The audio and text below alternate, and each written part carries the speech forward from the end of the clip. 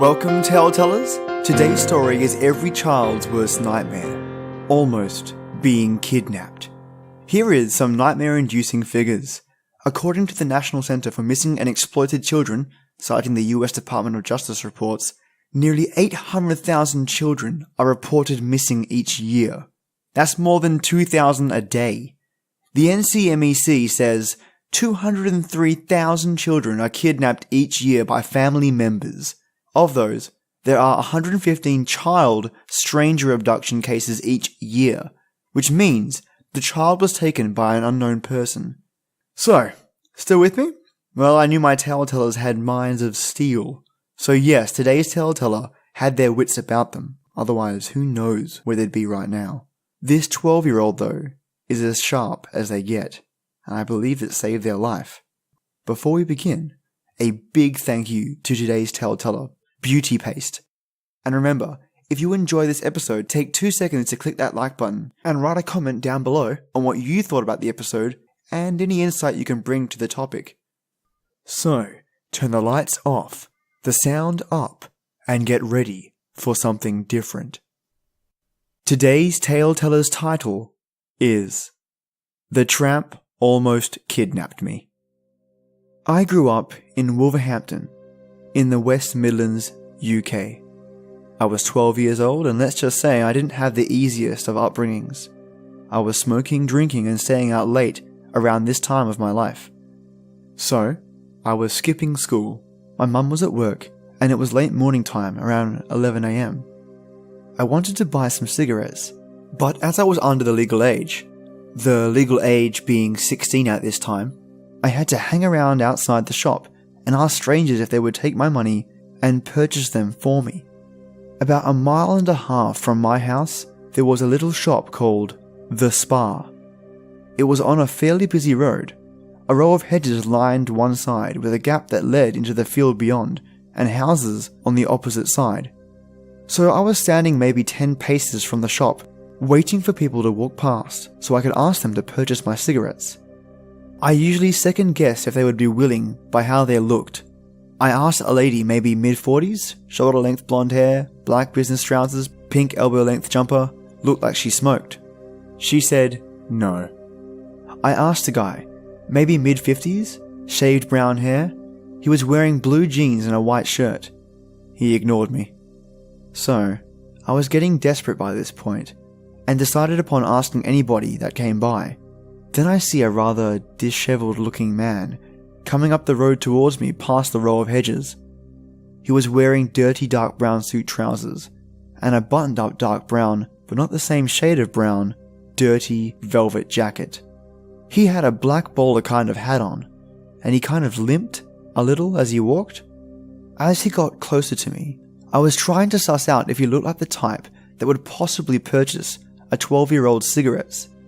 I noticed he was probably homeless and possibly in his late 50s to 60s, but I thought, he probably smokes. I'll ask him. As he approached me, I gave him the usual line.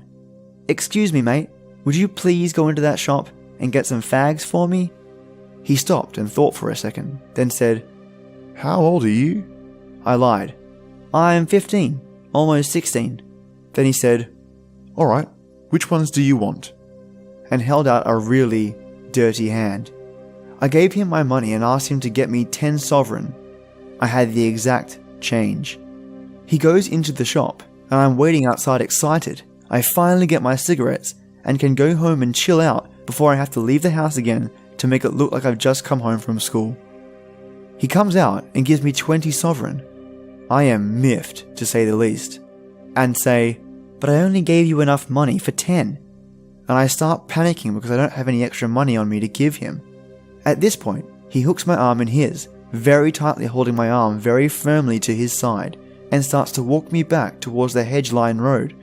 All the while, he's telling me how I can make up for not having the extra money for the cigarettes. I'm kind of stunned at this point, and my mind is blank. I guess I was in some kind of shock?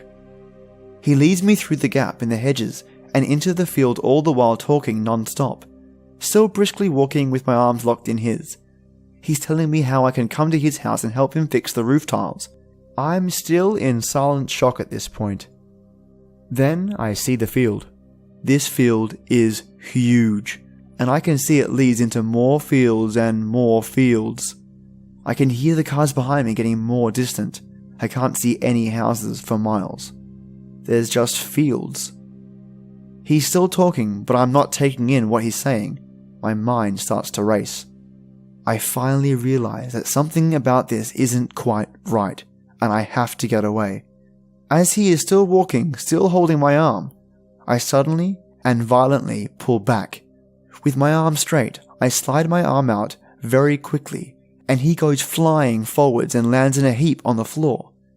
I take one big step backwards. I'm terrified at this point, but still in shock. I can't speak. He's laying on the ground groaning, holding his leg, like he is in a lot of pain. Why'd you do that for? Oh, you've really hurt me. Help me up. Help me up. He's holding his leg and holding his hand out for me to help him up. I'm frozen. My mind is racing so fast. I'm looking at this disheveled man right in the eye laying on the ground, groaning like he's in pain. You've really hurt me. Help me up. Help me up. But something about this situation didn't sit right with me.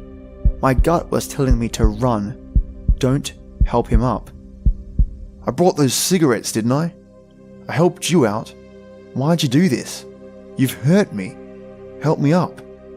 I take another step backwards, all the while looking into his green eyes. All of a sudden he stops groaning and asks for me to help him up.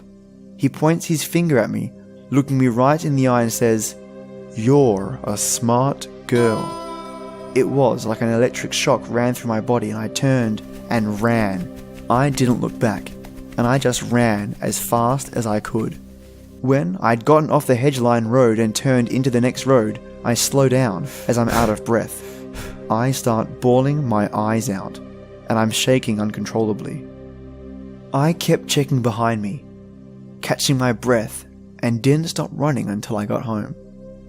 Least to say, I was terrified I'd bump into that man again, and I never tried to buy cigarettes from that shop ever again. Holy crap!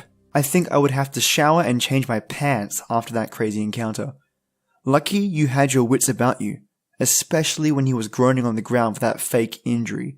If it wasn't for your street smarts kicking in, you might be on the news for all the wrong reasons. Thank goodness you're safe though. To my listeners, have you had any close encounters like this? Have you nearly been kidnapped yourself and gotten away? Leave a comment below about your experience. Those sort of experiences are great sources of knowledge to help others avoid such circumstances. Once again, a huge thank you to Beautypaste for allowing me to share this episode. And did you know every episode I have on this channel is provided with the author, or rather tale-teller's approval? Yep, I don't just snatch them from the web. They are greenlit for me so I can record them for you. So, tale-tellers, turn the lights back on, smash that like button, and as always, till next time.